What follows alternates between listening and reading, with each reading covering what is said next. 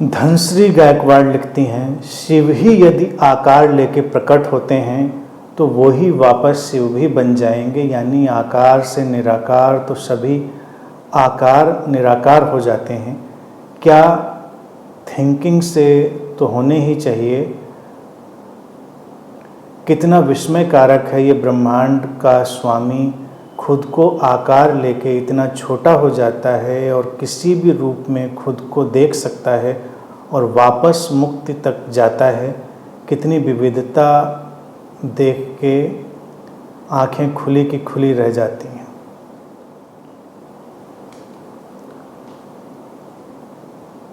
आंखें खुली की खुली रह जाती हैं तो रह जाने दो, खुश रहो। विविधता का विस्मय दिख रहा है तो उस विस्मय को विमुग्ध होकर देखो। अस्तित्व विस्मयकारी ही है। ये शिव और ये सब हमारे भारतीय दर्शन के बहुत प्यारे कॉन्सेप्ट हैं, बहुत प्यारे सिंबल हैं। बस उनको कोई एंटिटी बनाने की कोशिश नहीं करनी चाहिए, जो कई लोग करते हैं उनकी ऑटोबायोग्राफी बनाने की। वो थोड़ा लोगों को उलझा कर रख देता है। शिव हमने उस सत्ता को कहा है जो अनमैनिफेस्टेड, अनअभिव्यक्त, शून्य है, फिर वही अभिव्यक्त होकर अनेक अनेक रूपों में ढलता है। यही भारतीय दर्शन की विस्मयकारी लीला है। अद्वैत से द्वैत का प्रकट होना, फिर उसी द्वैत में कुछ शरीर मन के भीतर अद्वैत में विलीन हो जाने की प्रक्रिया का सक्रिय कर देना और कुछ को जीवन की विविधता में तैरने देना, कुछ को स्रोत से दूर जाने देना और कुछ को स्रोत में वापस लौट जाने के लिए प्रेरित कर देना। ये सब स्वतः स्फूर्त चलता रहता है।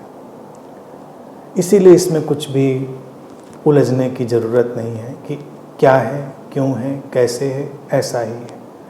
जैसे एक आध्यात्मिक खोजी भी है, वो खोजी भी अस्तित्व की उस लीला में ही प्रकट हो जाता है। वो अपने आप तो बनता नहीं। कुछ लोग किसी और चीज़ के खोजी बन जाते हैं, किसी और चीज़ के। तो जो आध्यात्मिक समझ से भरा हुआ व्यक्ति होता है वो हर चीज़ को स्वीकार करता है। ये ऐसा ही होगा।